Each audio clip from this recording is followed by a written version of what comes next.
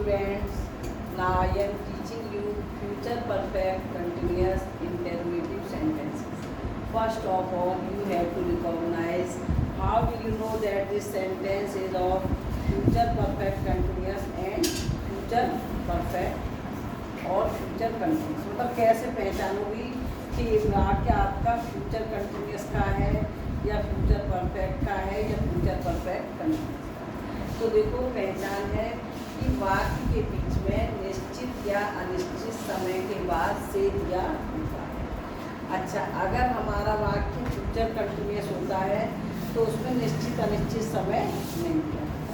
जैसे उदाहरण से समझो कि वह पुस्तक पढ़ रहा होगा, तो ये वाक्य किसका होगा? फ्यूचर कंटिन्यूस का।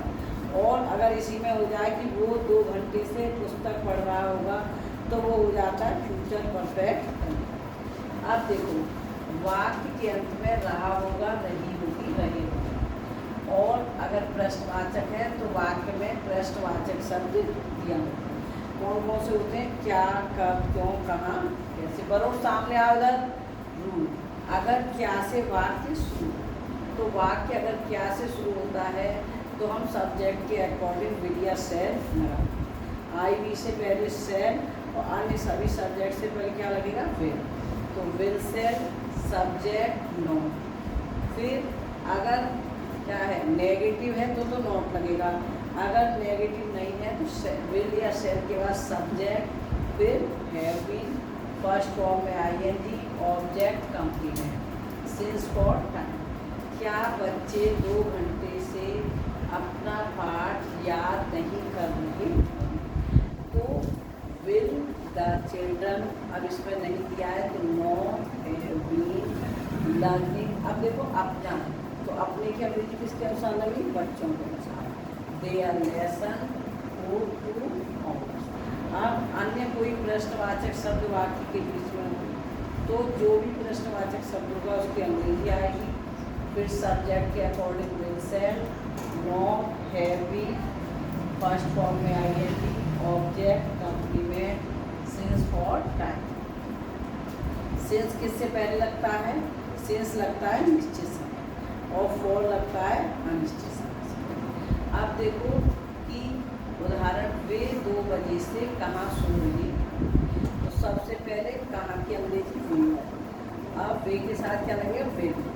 तो where will they have been sleeping since 2 o'clock। अब देखो तुम आज से क्या लिख रहे हो, तो सबसे पहले किसकी अंग्रेजी होगी? क्या की। What will you have been writing since 2। फिर देखो कौन तुम्हें सुबह से पाठ पढ़ा रहा होगा। Who will have been teaching you the lesson since morning. बच्चे 10 मिनट से किसको बुला रहे हैं, तो किसको की अंग्रेजी क्या होगी? Who will the children have been calling for 10 minutes. अब देखो कौन सा बच्चा आपको मंगलवार से देख रहा होगा, तो कौन सा? Which child will have been seeing you since Tuesday. अब मैना जून से किसको डांट रही होगी, तो सबसे पहले किसकी अंग्रेजी होगी? किसको? किसको की अंग्रेजी? whom will Maina not have been scolding since June. अब देखो कौन देविका को जाड़े से खाना नहीं दे रहा होगा, तो who will not have been giving the food to Devika since winter। अब देखो who will have been sweeping the room since evening। तो क्या होगा? कौन के लिए क्या होगा? who। तो कौन सुबह, इवनिंग माने शाम से, कौन शाम से कमरा साफ नहीं कर रहा होगा। अब देखो ये है how will they have been running for 1 hour। तो वे 1 घंटे से कैसे दौड़ रहे होंगे। देखो you said to him who has done. तो अब ये कैसा वाक्य बच्चों? एफर्मेटिव क्या इंटरमीडिएट, टू से शुरू है तो इंटरमीडिएट। तो यहाँ सेट टू को किस नंबर पे हो गए आस्ट में। तो यू आस्ट हिम हु, अब हैज का क्या हो जाएगा हैड, हु हैड डन, और लास्ट में फुल स्टॉप।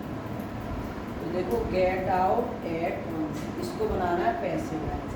तो ये क्या हो जाएगा you are order to get out at once. Thank you for listening me, have a nice day.